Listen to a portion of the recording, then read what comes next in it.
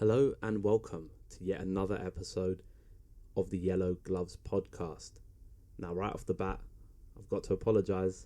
I know this is a Cage Warriors 160 reaction episode, recording on a Monday, like 9-10 days, however many days, I can't count, after the event. A couple of things. I went on holiday, and then I came back, and then I got ill. So, been sounding like shit the last few days. Cue joke about me always sounding like shit, ha ha ha. But I'm back, and I'm not 100%, and I still sound a bit fluey, but this needs to get done. Because if we don't talk about this, next week we're going to be talking about Dublin, and I'm going to go basically this entire podcasting, career life thing without ever talking about Luke Riley versus Alexander Loof. So I'm not going to let that happen. We're going to get right into Cage Warriors 160 reaction. As you guys know, we work our way from the top of the card all the way down to the bottom, and we talk about every single fight on the card, give these fighters as much shine as possible. So, with all of that said, let's move into the main event of Cage Warriors 160, which is between James Hendin and Tobias Harila. So, Hendin and Harila was a really, really fun fight. Fun one-sided fight, I will say. We didn't really get the Harila that people were expecting. We got the Hendin people were expecting, I'm sure. But that level of dominance that James Hendin displayed was mad. Like, I don't think James Hendin has ever looked as good as this. And I know there's so many performances you can point at, but this one just felt special. We know what Harila's capable of. Harila would have been on the Contender Series and might have even been in the UFC had he not had visa issues. Due to some, I think, reading up about it, I don't want to misquote it and I don't want to misrepresent Harila in any way or cast aspersions or anything like that. But having read a few pieces, bits and bobs, I think it was due to some petty crimes that he's done in the past as a youth, which denied him entry into the US, which of course denied him an appearance on the Dana White's Contender Series. So, Harila being on this card, it's great to see him back in Cage Warriors. It's a shame that the UFC thing isn't happening for him yet, because I think he'd kill it over there. He's a super fun action fighter. He would bathe in the bonuses in the UFC. But back in Cage Warriors, and it's great to see him here. But this really was not his night. Probably his best moment was his walkout, because walked out to NWA. In light of all the kind of criminal stuff that was surrounding him as a youth and what prevented him from going on the Contender Series, like I just said. Thought it was a really fun kind of tongue-in-cheek walkout song. But we have to talk about James Hendin. Like I said, incredibly dominant. I think in the first round alone, the guy already had like 3 or 4 takedowns inside 45 seconds. Harila did a great job popping back up. I think he worked like the Kimura was really good, like using a Kimura to work his way back to his feet, attacking the arm, and just popping back up over and over again. But Hendin was just relentless. It was like Paul Marin. Like, if anyone remembers Paul Marin a few years back in Cage Warriors, like that kind of wrestling where it's like he's going to take you down, and if you get back up, it doesn't matter. Like, he's not... Hendin didn't want to just keep Harila down, and, if he pops back up, it's not the end of the world, is what I'm trying to say. And we really saw it. We really, really saw it in that fight, because Hendin was just letting him get back up, pummeling him just right back down to the ground. Loads of slam takedowns, loads of just power takedowns, double legs, just charging at Harila. And props to Harila for not giving up, right? Because a lot of guys would have given up when they've been, just constantly ragdolled. But he stayed in there at least, until, and we'll get to how the fight ended shortly. But I just want to give a bit more shine here to Hendin, because I think the guy's got an obscenely deep tank, just powerful, relentless approach towards fighting, and just took Harila for a ride. 10-8 round for me in the first. The second round was again super dominant for Hendin. There was a moment towards the end where Harila snuck in like a spinning elbow, and I think that's just, like I'm saying, like a testament to his mental fortitude. Like, being able to continue fighting back after almost 10 minutes of getting absolutely blanketed is a testament to again his mentality and his mental strength. But I don't think that there are many guys at 145 pounds that would have been able to stand toe to toe with James Hendin on this card. Like, the fighter that appeared during that fight is just unreal. Like a lot of guys would have struggled against him, so it's no slight on Harila. But the mental thing here is, obviously I didn't watch the fight live, so I watched it a few days after I'd arrived back in London from my holidays, and I knew that Hendin had won, so I knew most of the results of the card because it's impossible to avoid. But what I did was I tried to stay away from the conversation as much as possible. So I didn't know how Hendin won. I just knew that he won. So when I was watching it, halfway through round one, I put down, I always write notes during these fights because I love the technical aspect of the sport, as you all know. So I'm always writing notes, little things that interest me and intrigue me. Halfway through round one, I shit you not, I wrote, Harila needs to stop framing when he's already given up the takedown, or he's going to do a Joanne Ariste. Anyone who doesn't get the Joanne Ariste reference, go back to a few Cage Warriors cards in the past, and you'll remember Joanne Ariste earlier on this year tried to frame as he was being taken down, and his arm snapped, right? So I didn't know that was going to happen in this fight. So, I'm writing the Ariste thing, as someone who loves judo, if you're going down, just you have to accept it. Like, I get the argument that you want to still be active, but all you're trying to do is frame. Like, you can work, there's other ways to work back to your feet once you've already landed. Like, you're not going to stop yourself from landing. It's just going to happen. And I know it's common human reaction to try and brace yourself before impact or brace yourself before a fall, but that was basically the undoing, right? Like, Harila tried to frame as he was being taken down. His arm, I still don't know what it was, if it was his forearm or something popped or if something snapped. I hope it wasn't a snap. It might have been a pop. I haven't really, as I say snap pop, I'm thinking of Rice Krispies because, yeah, that's where my mindset's at right now. But, yeah, like, I don't know the severity of what happened to Harila. A better podcast I might have researched before this, but I really just wanted to talk about the fights. But, hope Harila's fine. It's just, it was a weird kind of, for a guy who's, we know Harila's a madman, so it's no surprise that this man tried to brace himself and frame off a takedown. But it lacked a bit of fight IQ, in my opinion.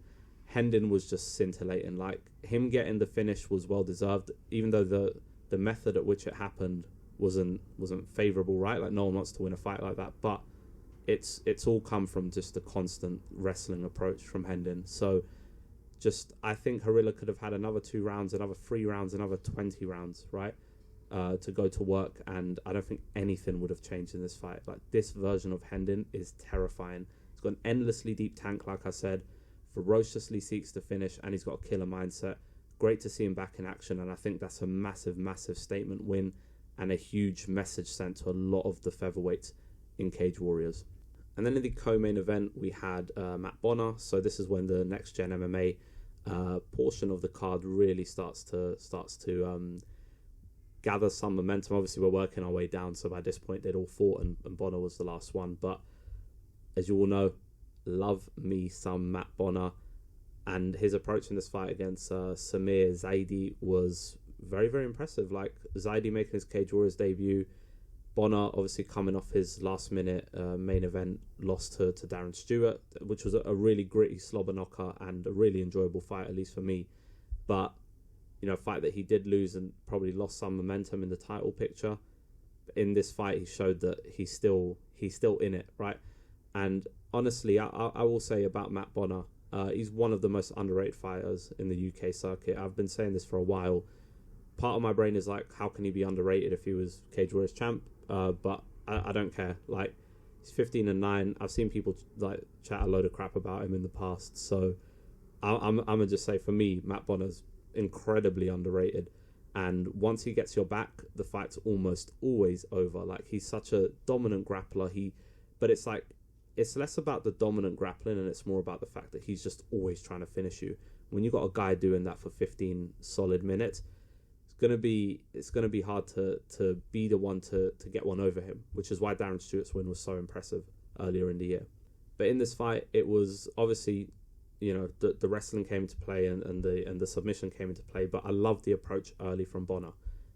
Really unorthodox striking approach, like he was tucking a calf kick behind every punch that he threw, which looks amateurish, right? Like, there's a reason why guys don't really throw it in the way he threw it, but my counterpoint to that is it's really awkward as shit. And when someone's not prepared for that awkwardness, especially in MMA, like where kickboxing IQ and striking, the level of striking in MMA isn't always consistently great, right? Especially at this level. So I think Matt Bonner, really smart approach. Tucking the calf kick behind every punch, like I said, really good. Dirty boxing, uppercuts in the clinch. Landed a really nice knee to the head of Zaidi, like halfway through the first round. Or not even halfway. I don't think we got to halfway in this fight, but it was at some point in the round. And then what I liked was he got the Frenchman up against the fence, locked his hands behind him, took him for a ride, started teeing off on the ground. Zaidi just, you know, when guys are getting hit like that on the ground and they immediately turn their back, you're giving your back to Matt Bonner, you're conceding defeat, right? Like, this guy's one of the best neck attackers in Cage Warriors, in my opinion, and one of the best back takers as well. It's exactly what he did. Found his way to the back, popped a hook in, and started to fish for the choke. Didn't get it initially, so a few strikes in there softened Zaidi up. Then he had the no-hook rear naked choke, which really started to gas me up. Obviously then turned Zaidi over, got his hooks in, and forced a tap out of the Frenchman. So really nice moments there from Matt Bonner. Great to see him back in the win column. Just a guy I love to see win. Just a guy I love to see win fights, and a guy I really enjoy watching fight. So not crazy amount to say there because it was just one round. But again, props to Matt Bonner. Don't know if we'll ever see Samir Zaidi again, in all honesty. And then we had like a really underrated fight, in my opinion. Not how it played out, because I'll be honest, it wasn't incredibly interesting, but an underrated fight in terms of the matchmaking. So we had Antonio Sheldon and Mikhail Falk. Reason I like this is Sheldon was winless in Cage Warriors up until this point with 2 losses and a draw. But go back and watch those fights. They are absolute barn burners, and they're really, really close fights. And then Mikhail Falk, obviously, really excited to see him again because he had a huge upset win over Chris Price earlier on in the year. Chris Price also on this card, so we'll talk about him later. But Mikhail Falk definitely excited me after that performance against Chris Price. Obviously, you know, spoilers, I am like a week late, so if you haven't watched the card and you're listening to me, then you're either very committed to listening to me, which, you know, I feel sorry for you, or you've just clicked on a random podcast. Maybe just maybe you're trying to listen to a podcast about yellow gloves, like, you know, gloves you'd use for like washing up if you were a cleaner or something. I don't know, but you know, if you didn't know, Antonio Sheldon won this fight via decision, clear 30-27 for me. What I liked about it was the level change in from Sheldon. You know, Falk is a good grappler. I'll give him that, and I think Sheldon did well to. I just think in his head he understood, if I keep going for these, you know, breakneck pace fights, I'm probably not always going to come out on top, right? So 3 fights in a row without winning, that's going to do something to a guy's psyche. And I think Sheldon took the path of least resistance in this fight, went for the wrestling, and don't get me wrong, like, he put in a lot of effort. The grind was obvious, and Falk really struggled with him on the ground, but it wasn't the usual barn burner from Sheldon. But I'm happy to see him get the win. In the 3rd round, it became an Antonio Sheldon fight. I will say, like, first 2 rounds, a lot of grappling, a lot of quite a few stalemates between the two on the ground. But then round 3, kicking game early from Sheldon, calf kick, front kick, like really mixing it up. Started to fight really well behind the jab. Mikhail Falk, to me, looked done in round 3, like from a cardio perspective. And I think Sheldon did well to expose that. Like, he was the fresher fighter on the feet. Started to find a home for every strike that he threw, and in the end, I think secured the fight with a double leg takedown. Clean 30-27, nothing crazy to write home about, but again, happy for Sheldon, and I don't believe that he can sustain this level of patience and calm in a fight. I think next time we see him, it is going to be a barn burner, and I really hope it is, because he's a really underrated action fighter at 145 pounds. So look, we are 15 minutes into the recording of this podcast, and I ain't gonna lie to you guys, I honestly just want to talk about the next fight for the rest of the pod. I'm not going to do that because I am a professional, but Luke Riley, Alexander Loof, oh my word, we're what, like 10 days removed from the fight, and I still have no words. Like, I'm going to talk and I'm going to ramble a lot right now, but I don't know that it's all going to make sense, because in my head, I've watched the fight 4 times now. I was going to do a Luke Thomas joke about watching the fight like a million times, whatever he did with Holloway and Volkanovski.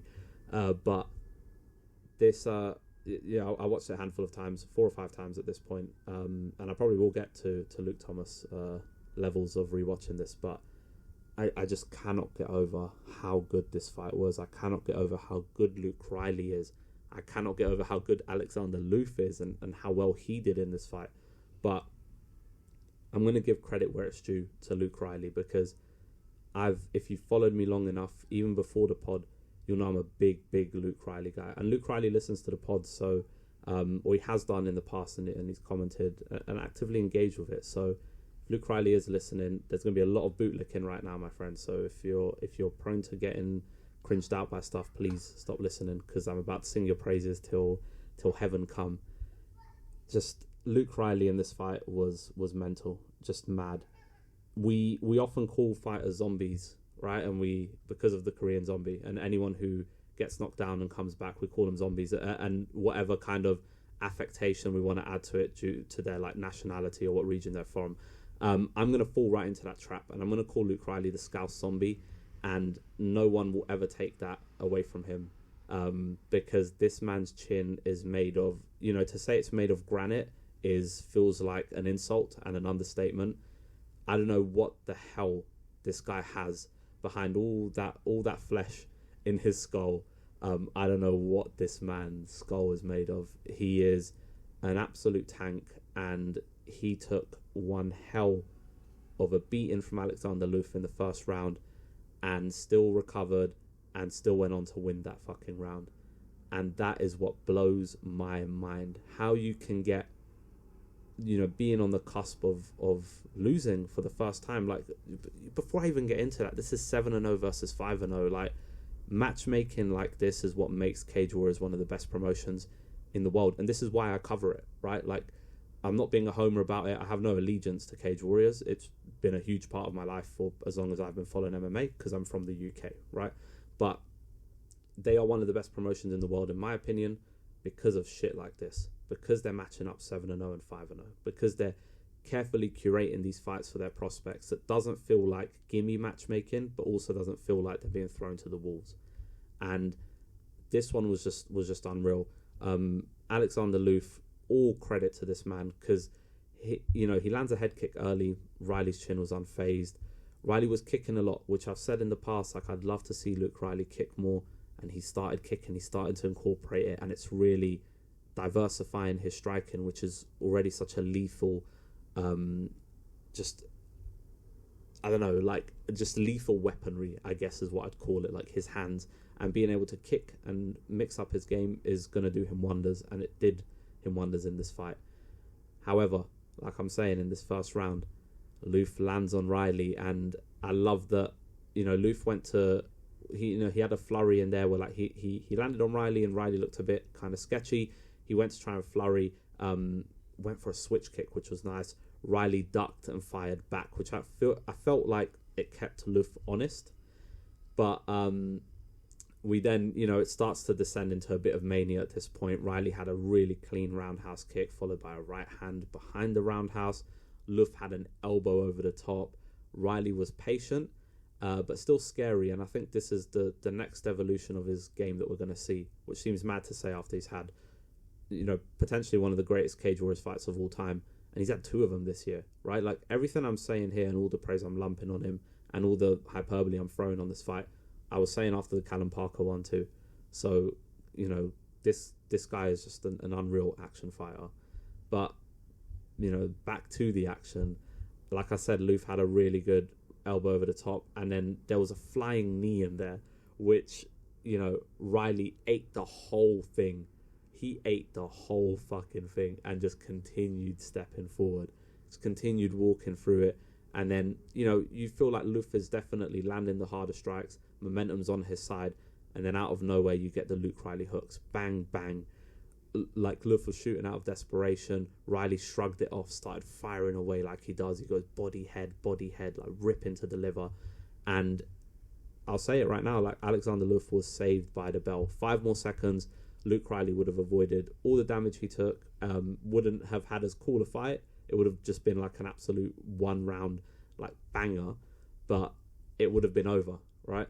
I scored it 10-9 to Riley. I don't think that despite everything good that Alexander Loof did throughout the fight, this is MMA and this is how we score fights, right? That last minute or those last 45 seconds, what Riley did, he came closer to finishing the fight than Loof did, landed the more impactful shots, clearly because it almost ended the fight. So I personally gave him that round. Then in round 2, you had Riley really opening up with the left hands to the body. Riley got rocked and dropped by Loof, and this is when I'm talking about fight almost being pulled away from Luke.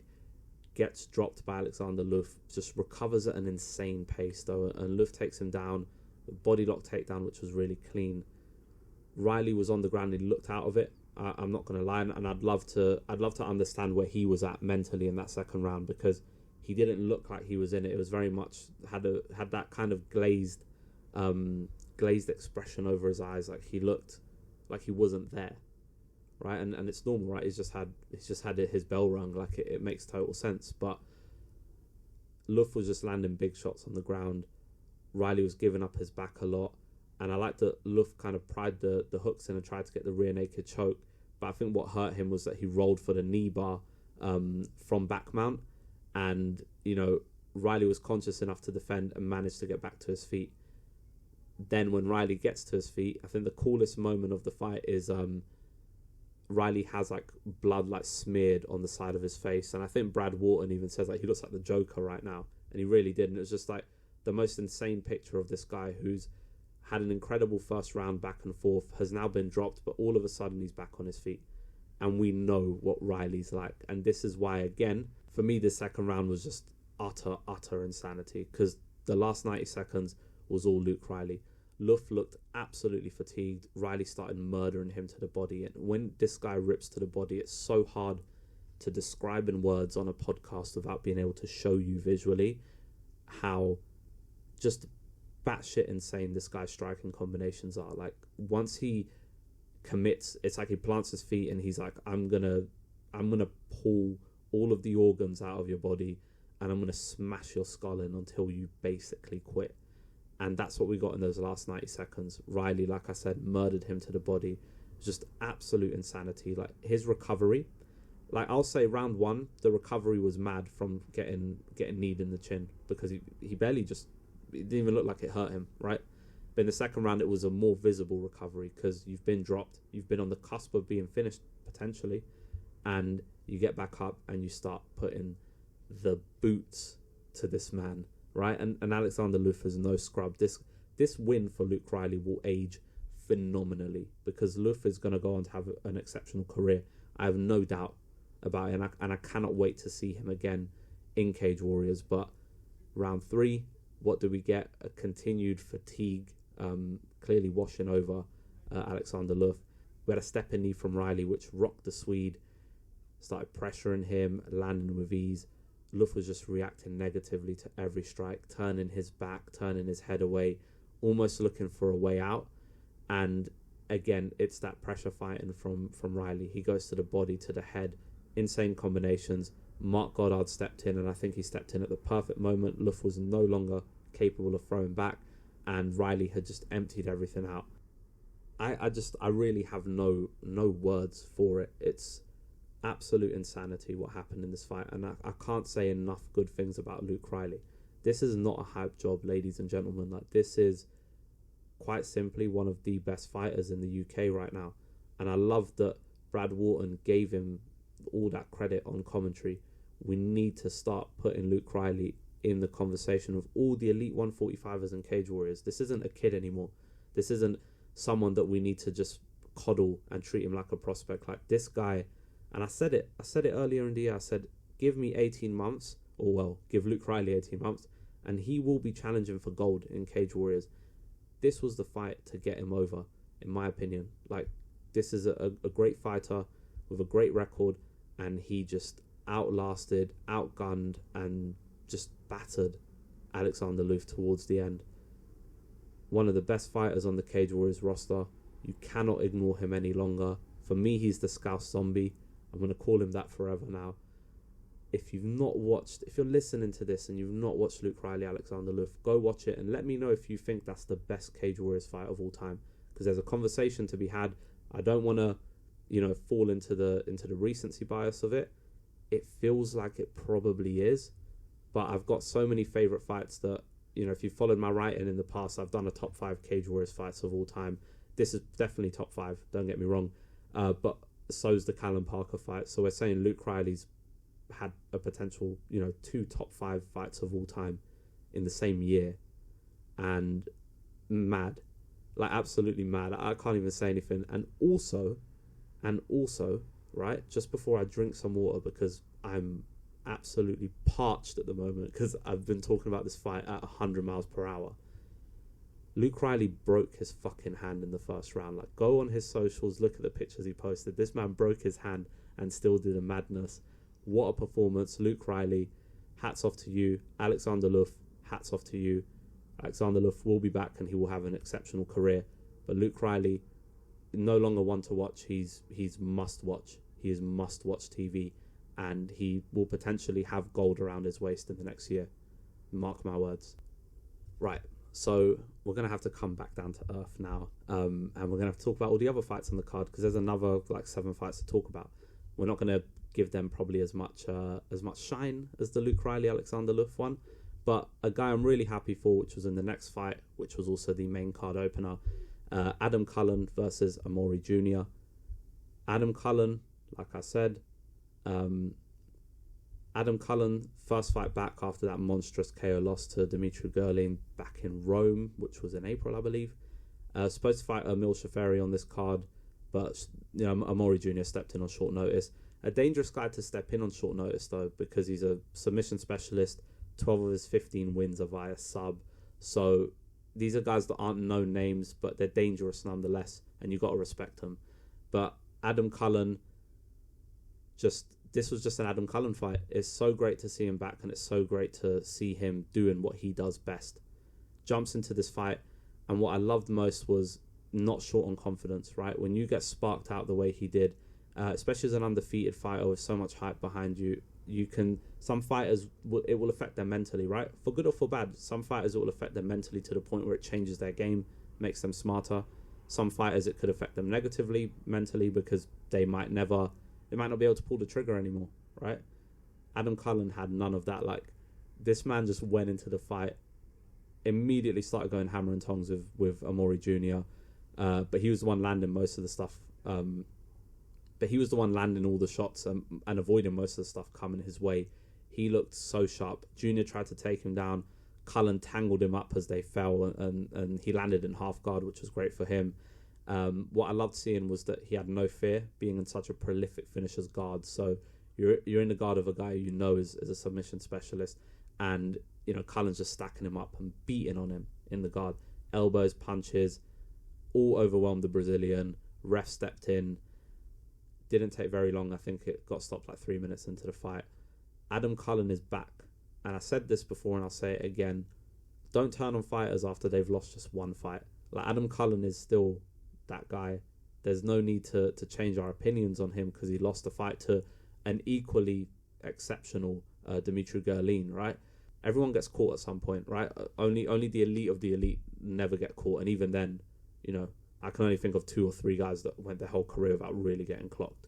So, doubt Adam Cullen at your own peril. He's definitely back. I love the confidence. I love the belief. What a return for the next-gen MMA fighter. Cannot wait to see him again. He's talking about Newcastle, so I'm sure we'll see him again before the year is out.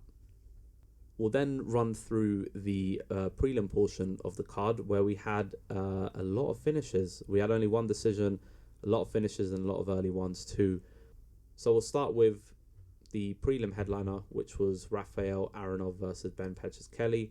Rafael Aronov, currently a serving police officer in Israel, making his Cage Warriors debut. Fun fact about him is he started his career 0-3, but has managed to kind of turn that around. So he's now 5-4. So clearly, an evolution there for him. I'd never seen him before, in all honesty. Ben Petches-Kelly, more familiar with. This is his kind of pro Cage Warriors debut, but aware of him as an amateur because he fought on the Cage Warriors circuit as an amateur. Next gen prospect, 1-0 as a pro coming into this fight. Unfortunately, it didn't go his way. His hands early, like Ben Kelly's hands, were lovely, sharp, slick combinations, as you'd expect from the next gen MMA guys.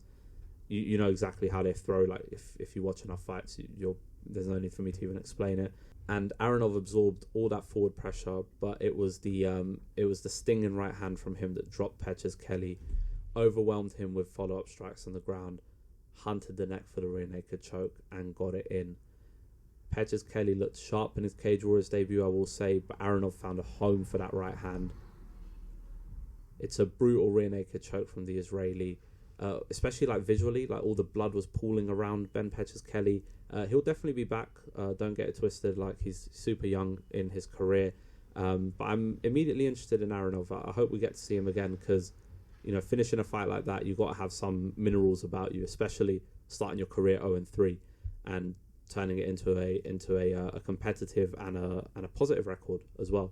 So we're excited to see if we get another Aronov appearance potentially this year. That was a very, very early finish for him, so we could see him fight again this year, no doubt.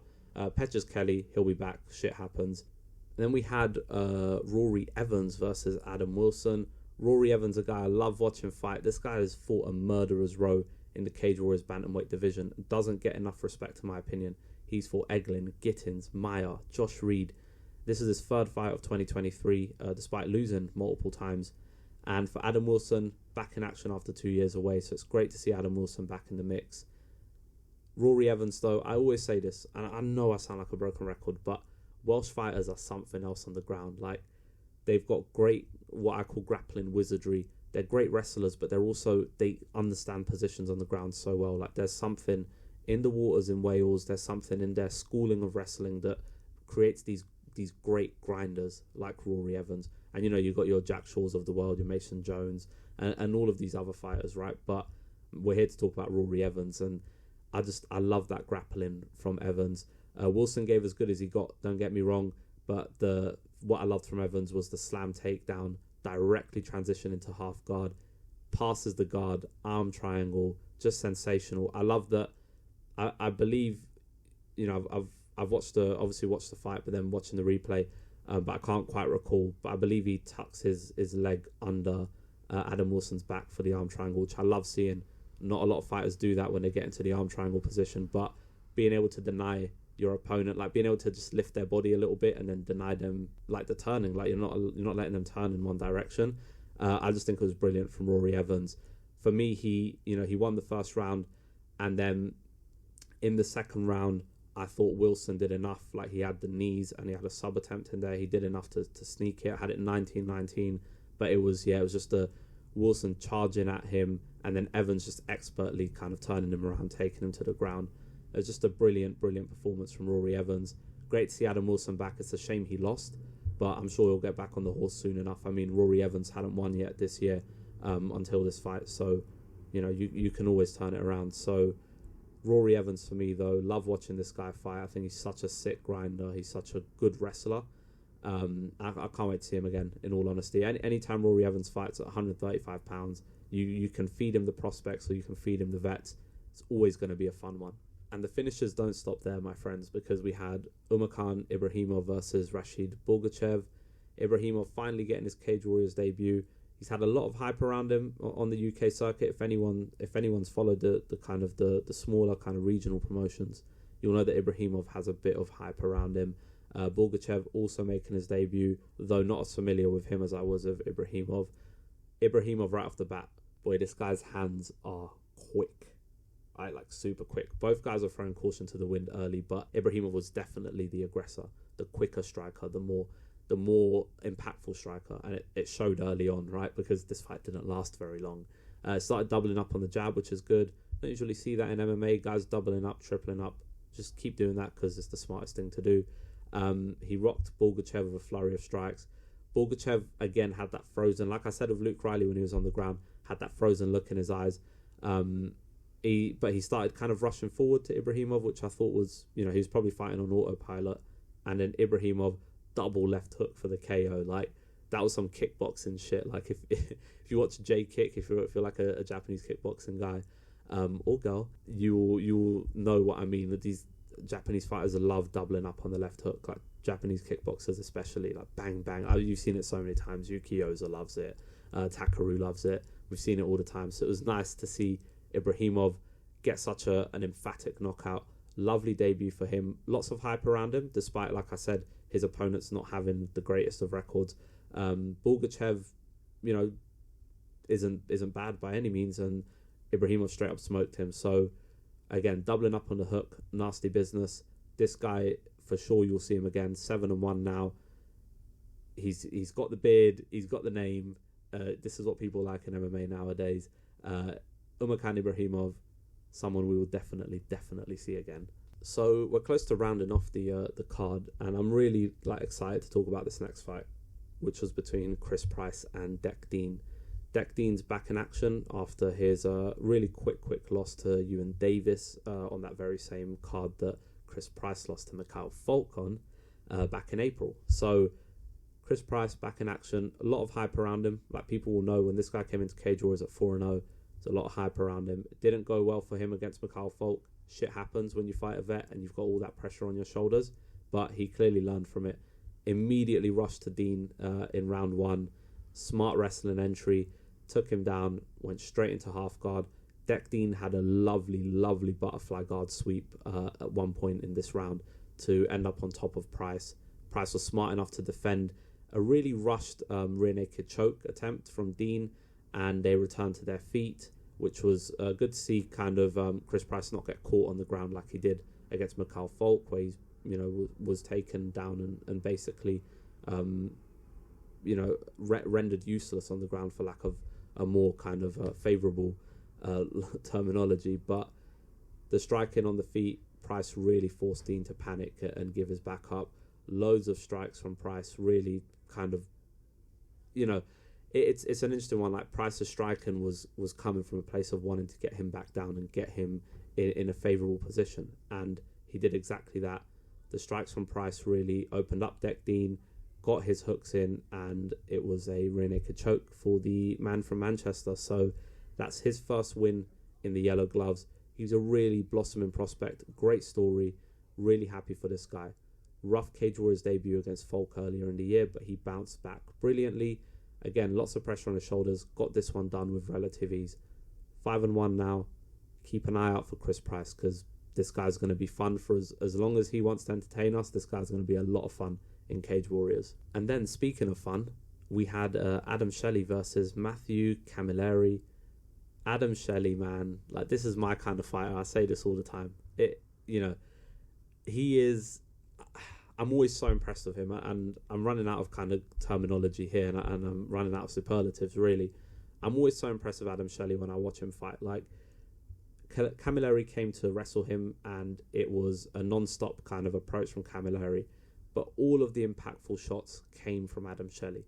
He did so well to defend. A lot of the times, do you know what it is as well?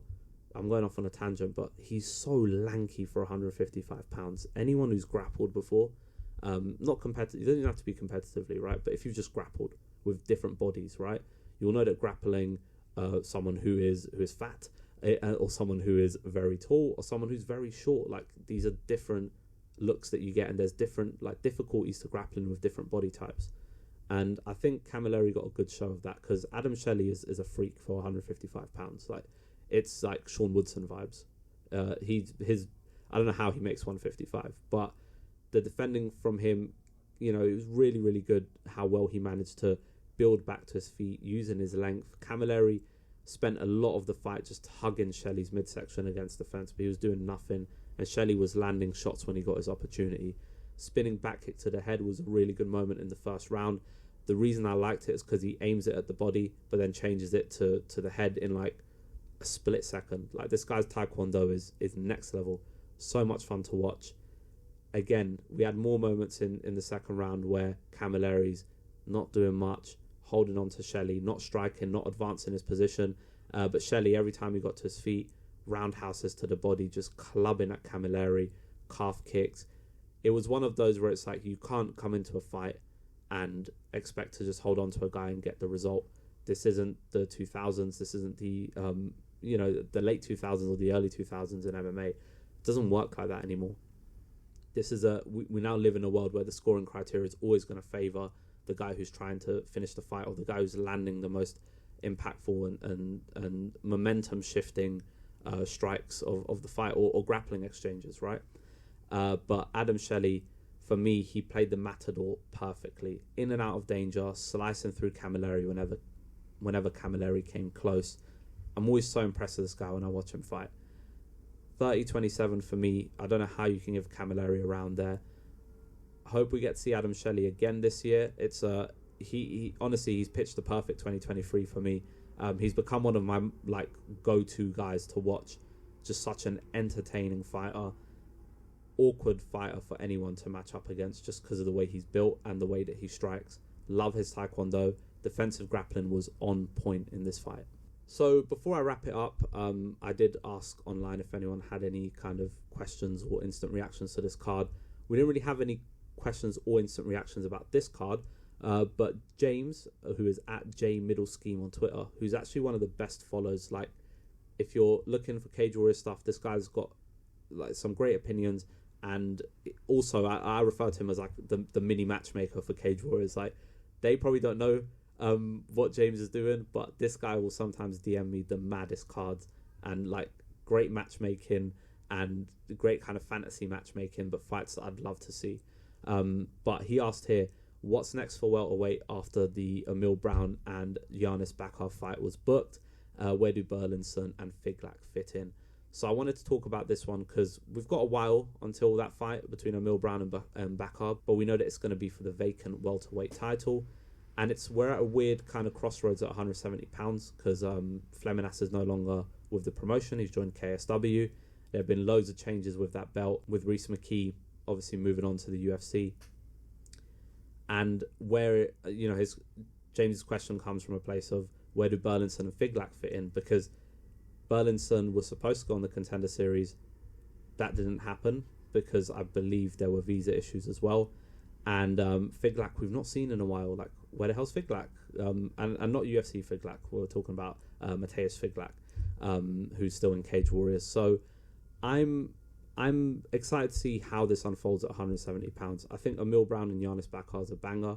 You've got to reward Bakar after that war that he had.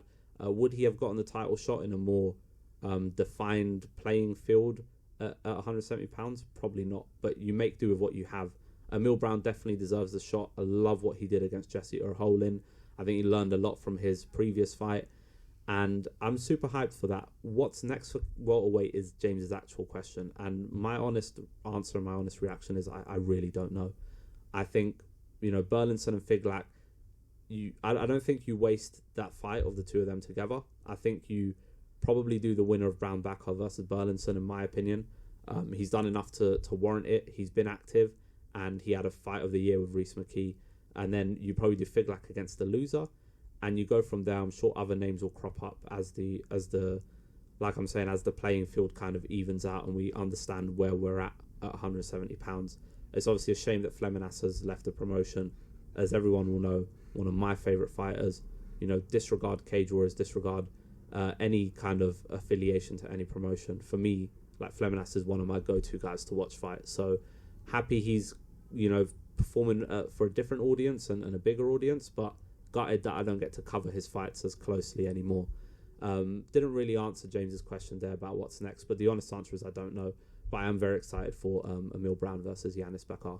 So I'm recording this, like you all know, on a Monday, and later on this week we'll have Cage Warriors 161. We're not going to do a preview pod because I don't have enough time, and also the preview pods can sometimes be a bit annoying because fights change and fights get cancelled. For example, we went down to 10 fights on this doubling card.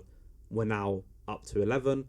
Leon Hill is going to fight Ewan Davis, which I think is going to be such a banger. I cannot wait for that fight.